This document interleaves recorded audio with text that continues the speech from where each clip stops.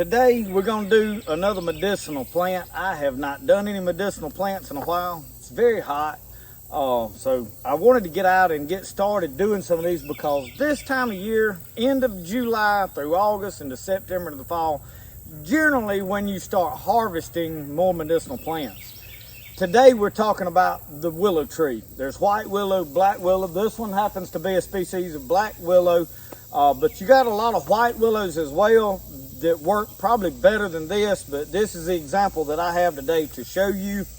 My videos and medicinal plants is not as much geared into helping you make medicine. It is helping you identify the plants, what they can do for you. I always expect people to please go do your own research on stuff before you start using it, because start using a plant and you've only got a tidbit of information, you could very well be doing yourself more damage than you are good.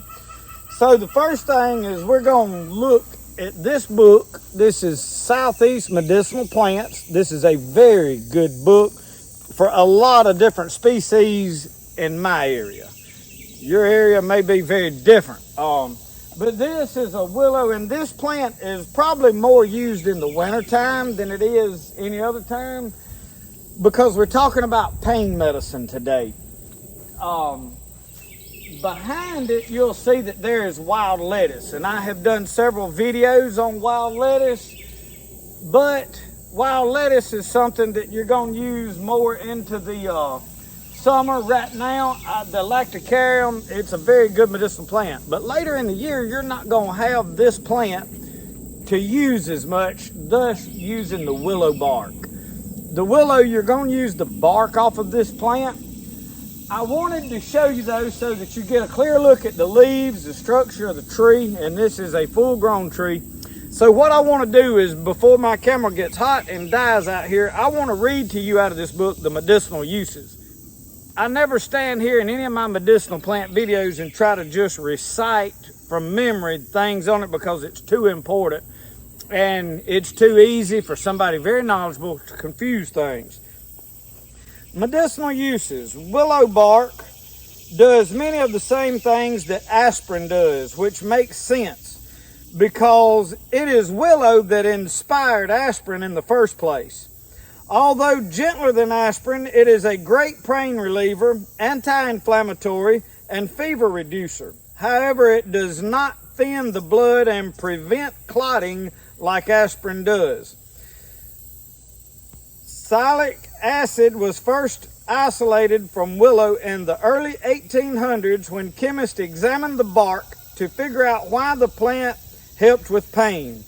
When the acid on its own proved to be too hard on the digestive tract in the plant, it is bound to a sugar as salicin, so not a problem. An acetyl group was added and viola aspirin was born. Turns out the acetyl group tends to prevent clotting, so an additional benefit. If looking for blood thinner or danger, if not wanting to die from bleeding of stomach ulcers, was born.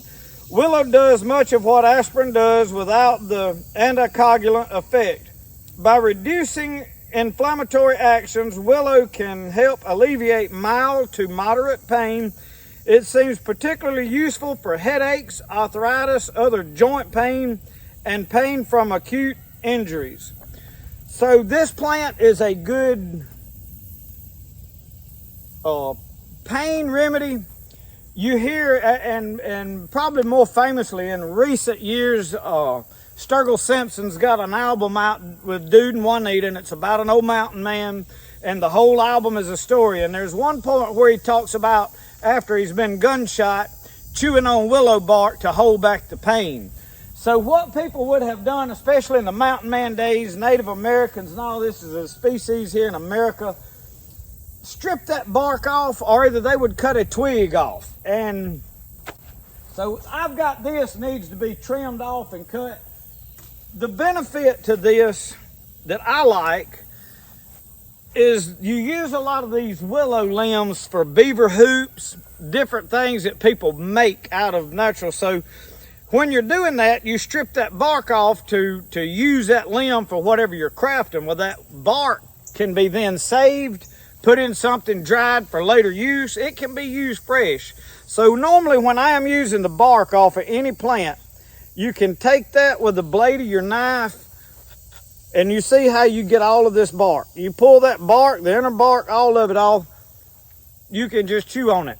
It has a very extremely bitter taste right off the bat. It's like an aspirin-y taste. So, excuse me. The next thing you would do is you would take that bark, put it in a pot of water, and put it on a slow boil, and let it boil for a few minutes, and it'll extract. A lot of the water will turn very dark. Don't overdo it on it. It is for mild pain relief. So I just wanted to show you willow today. And there's several different species here. I think this is a black willow that I actually have growing right here. These get to be very large trees. You can strip the bark off, but I have found that usually these smaller limbs, you can strip this bark off very readily, get you a small handful to make enough to deal with a headache, some minor pain. So if you got pain issues, this is a good plant to use. Thank y'all for watching Spirit of the Outdoors. Remember, the best way to do things is the way you like to do it. We'll see y'all. Y'all have a good one.